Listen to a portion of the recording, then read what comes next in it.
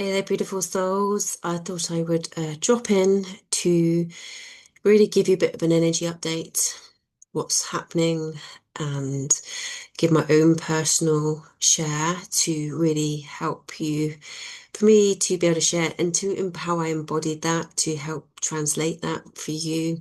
So this is going to be quite a sacred personal share for you, for me. And basically, we are going through the winter solstice. We've just had that on Sunday. Before that, we had the dark moon of Sagittarius. And we, for the Northern Hemisphere, are in this real period of time that is very dark and generally should be a lot quieter. However, Christmas has been layered onto that, which I may well get into, of how that is the distortion to what is truly happening for us and our bodies and how we need to be honouring that. And so before all the pomp and parade that we have as Christmas, and I think a lot of you are probably feeling so disconnected to it right now. And there's probably quite rightly a reason behind that, because before all of this, winter solstice, the night before, would have been the mother's night. And actually, before I held my retreat the day before, I was having like immense cramping pains around the back of my head and just did not have any energy. And I was on my bleed as well. So, bleed is your winter cycle, is a season for women. We're in a just leading up to the winter solstice, so pretty the darkest day before the sun starts to turn. And so I was really going down to the deep, dark depths, shall we say. And I had to just simply honor myself. I had to simply honor myself to rest and to just honor my body, what it needed. And so laying on the Shakti mat, if you haven't got one of those, I really would recommend getting one. They're friggin' amazing. They just help release the whole tension that will be going up around the back. You can work on the occiput area and the sacral area, so the tension of the central nervous system. And then I just had this beautiful hot bath. And through that point, through being on my bleed as well, it brought up so much. And it reminded of me of when I lost my virginity and when I just bled. I bled so hard. I hemorrhaged like baby-sized clots. And it took me back to that space and that time, and how I would have had my mum and my grandmother with me, but they weren't probably quite completely there for me. They did their best without question. However, because of the fractures of society and women supporting women, this whole, the shame that would have been felt there and the shock and the worry and everything else, what was going on in my body, and it had to be hidden, it had to be kind of hidden away. From my dad, had to not know about it and stuff like that. And so, instantly like hold shame, which there's other layers of shame that have sat in my body as well through abuse and things. But this was that point where it reminded me, and I was in the bath, and I was simply honoring and saying, I've got you, I've got you, I've got you.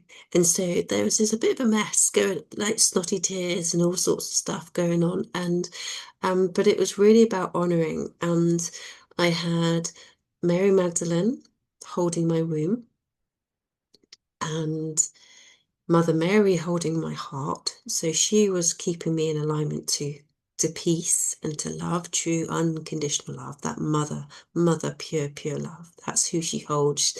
She's a very powerful woman she would have been, and she is in spirit. So she holds our hearts to keep us in alignment to that. And Yeshua holding the energetic space to enable this process of release to happen. And I realized like how much shame we carry as women as for our bleeds. And, something we have to plug up and carry on and move on and sort of hide that we're on it. And, even like how we feel it's like a disgusting thing. that I could just sense all these belief systems and these patterns coming through from being able to just bleed.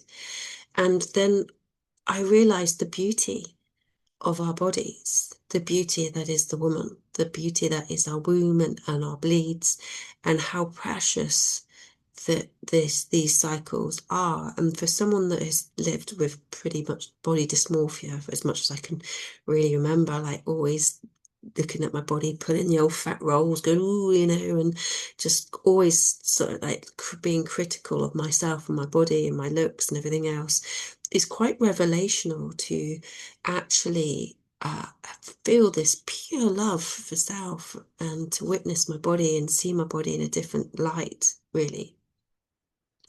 And so I wanted to share that because I'm sure at some point someone listening to this will be going through this process, and I know full well and what I'm sensing is that we are going to see such huge fundamental shifts, but we have to get comfortable with this dark work, with our shadow work, with our really being able to rest and be in stillness, to nurture and to honor our bodies, to let go of what we no longer need anymore, to the patterns and the belief systems and the conditioning.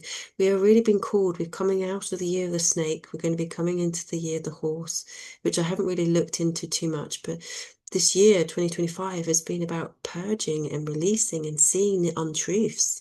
The truth sword is like rising up deep from the earth, and it's highlighting to us what isn't true, what isn't aligned, what isn't unconditional love. This is why the world looks so freaking chaotic. And our own lives may feel really chaotic. And this is coming up, and then the snake, it's the year of, it's the shedding of the skin of these old patterns right down to our skeletal system. I've seen it back like how our bones are regenerating when we're connecting into our heart, our DNA, how we can access this, how we can, through intention, through connection to the heart, through meditation, we can tune in and start to really look at the blueprint that is our DNA, that is stored into our bones, the constructs of our mind, our belief systems, our patterns, how we hold ourselves, how we conduct ourselves. All of this, everything is up for renewal. We are going through the deepest part of death for the rebirth. And actually, a meditation came up for me a couple of weeks ago, just before the 12th of the 12th. And it was how to enable myself to move through the fear of death, the death of situations, death of relationships, everything. It's like how to let go of all attachments. And because we attach to things, because it brings us what we think is safety, yet it holds us in a state of stuckness. We aren't able to move forwards because we fear if we make that change, how's that going to happen? But also what we can do is we often fear we're going to do something because we may be seeing something from a perspective that is our inner child or a younger version of self, a wounded self. And actually, we don't do anything upon it because we think that will mean change. However, if we look and do the work on ourselves and we move through these shadows and these belief systems, our perspective will change. It can change.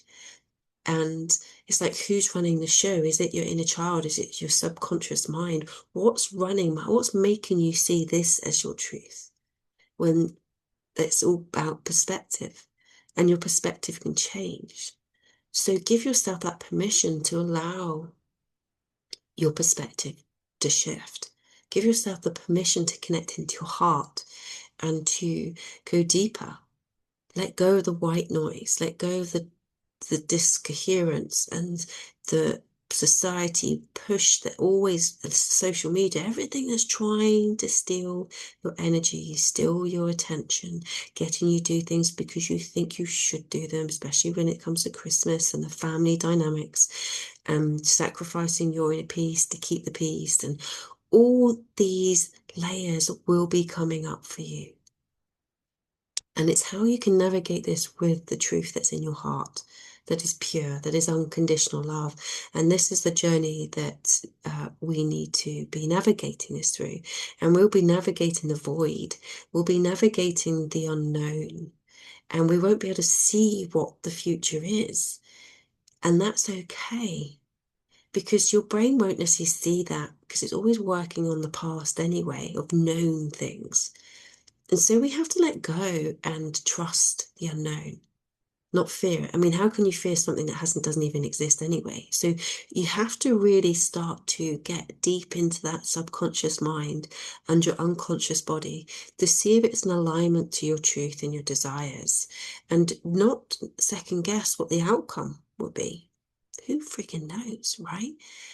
And so I've done recordings, I've done meditations. It's been showing me for the last couple of months how, since Samhain actually, from or Halloween, what people say the 31st of October, how we are navigating, going deeper into this darkness.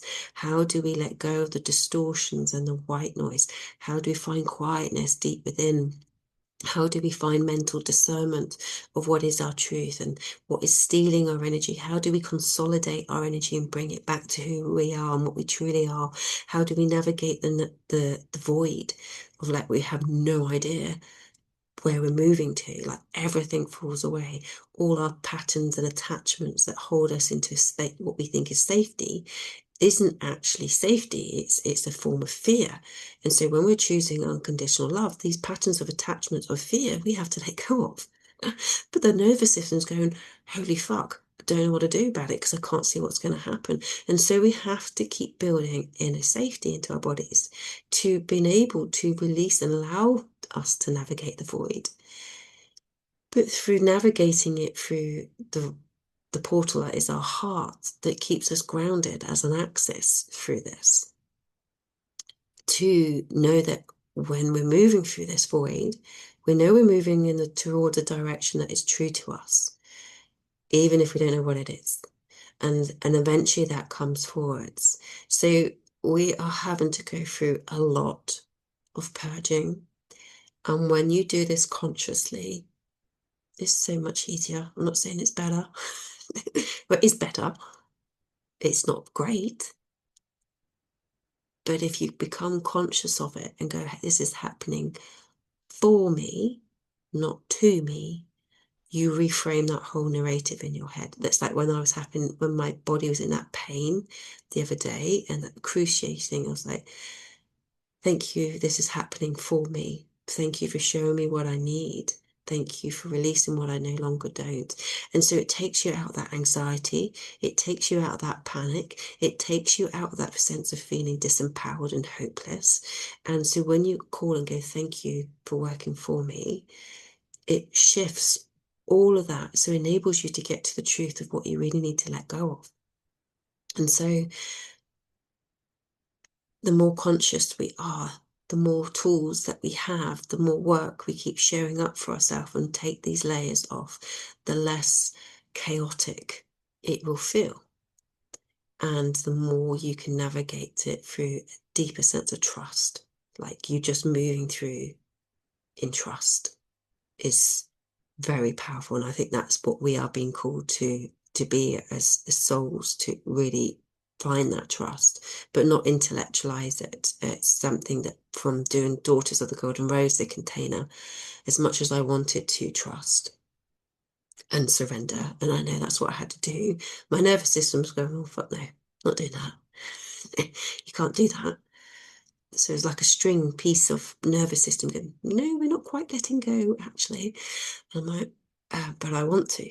No, I'm protecting you. Okay, this is what the nervous system did, and it was until actually something in the present reacted into my body that gave me this, what I could call blindsided shock. And it was that when I worked with that consciously, knowing that it wasn't what it was. Now, this is how I explain it. What happened in the present activated that wound in me. It wasn't the present actually the wounding, but it activated the wounding in me to work through and to process. And when I was able to reframe that, so it's not like I'm being victimed, this is happening to me. It's like, okay, why is this happening? Be curious. Be curious and ask your body, what does it need? rather than going, oh my God, I'm in this dilemma, whoop, loop, loop, okay? And it showed me blindsided shock. And that blindsided shock was deeply held in my solar plexus and my womb. And I realized that came back from to my trauma as a child. And that enabled me to shift that out of my system. And at that point, I could feel this deeper sense of trust and surrender in my body. It was like a massive game changer. It's because now when I make choices, I make it because it's aligned to me and my heart and my truth and my joy and my peace. I'm not doing it because there's a sense of fear, because I need these attachments to keep me safe. And I'm not saying it's going to happen all overnight, because these are quite entrenched, right? We'll see it in ourselves and our relationships, but also in our systems and our infrastructures and our governance, which will be the popcorn moment next year. I'm pretty sure of it. It's all going to come to a feisty head with things. And this is where people are going to have to choose whether it's love or fear. And fear is very intoxifying, okay? It can take you really quickly. But you need to know that that fear and separation isn't your truth. And actually, unconditional love, joy, and peace is your truth. Yet, however, our systems and everything else has really got us attached to that and believes that's the only thing, especially as it's constantly pumped into our environments. So we will be needing to hold a lot of discernment and keeping our hearts strongly, powerfully open, navigating that next year, which will be the horse, which the horse is it leads with the heart, it's got power, it's got freedom. So let's ride that energy going forwards. And what we're feeling right now is about purging anything that stops us getting on that horse and riding it to your freedom, to what you want and what you want as a soul and as a sovereign being.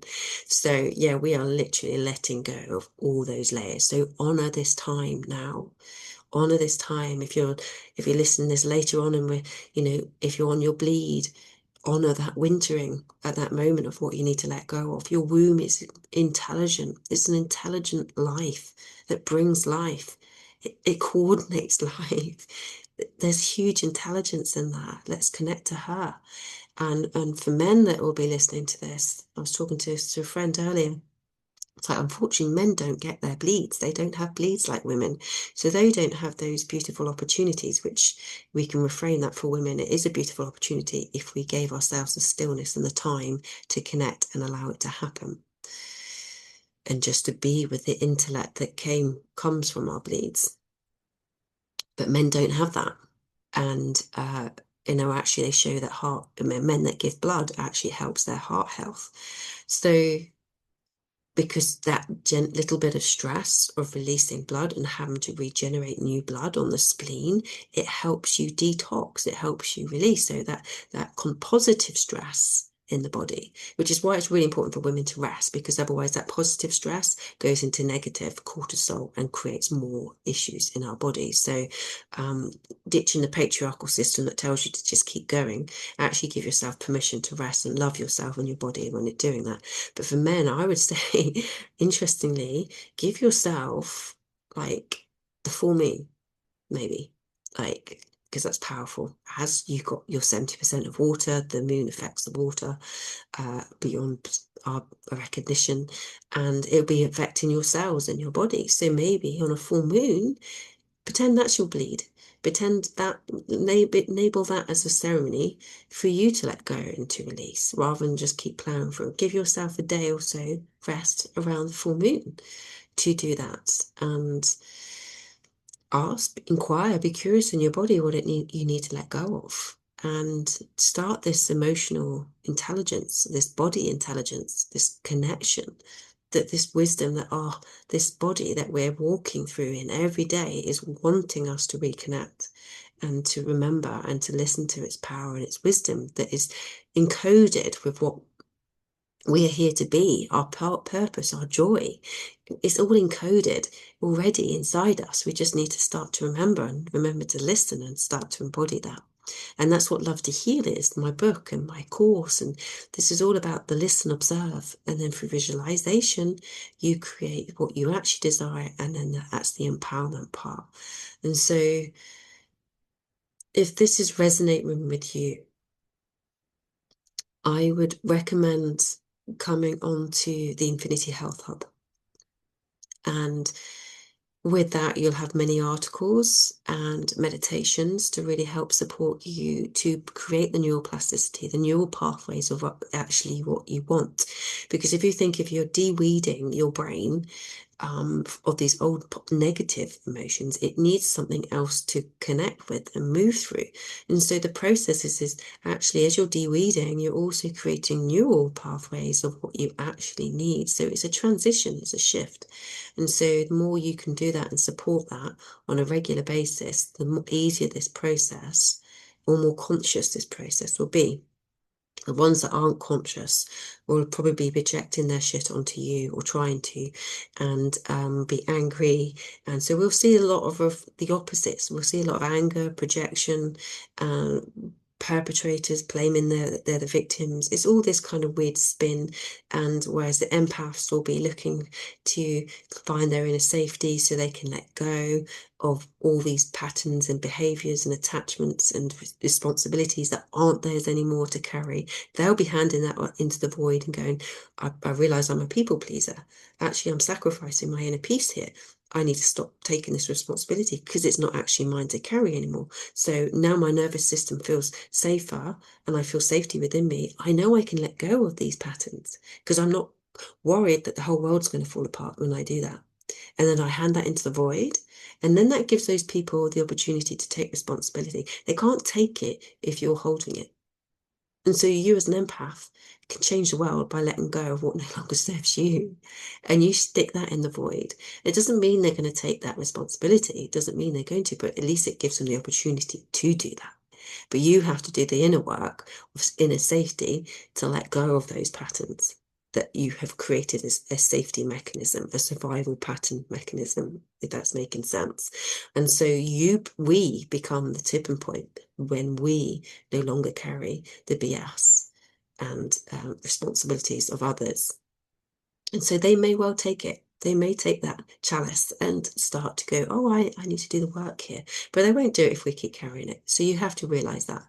And so we are going to be really powerful. Not only are we changing our own world, we'll be influencing it in others as well. But again, it's not for us to take responsibility or hoping that they do to find our peace. We have to find our inner peace first. It's not about anyone else doing something else to make us feel peace or love and joy. It's all us. We do that for ourselves. So anyway, it's a big in. It's a big shift. It's hugely empowering when you become conscious of it and when you start doing this work. And I have been a busy wee bee putting materials through the last 4 years since the first heart awakening of COVID, which we are now coming into the second heart awakening. So the ones that haven't quite woken up will be waking up even more, or they may not be, and they'll be getting huge physical issues because they're not listening. Yeah, so that's what will be happening. And I say the resources there. And I'm just sending so much love to whoever will be listening to this because we need it. Let's face it. And to know that you're not alone going through this. And your truth is love. It's unconditional love, which makes me cry a lot when I connect into that because it just releases so much. And it's joy and it's peace. And therefore, everything that isn't that alignment to that will come up. And when we know that the truth is love, joy, and peace, we can then see that what comes up is purely happening for us to let go of. Okay, so big hugs, big love, and I'm here for you. I've got the materials, and we'll do this. Take care.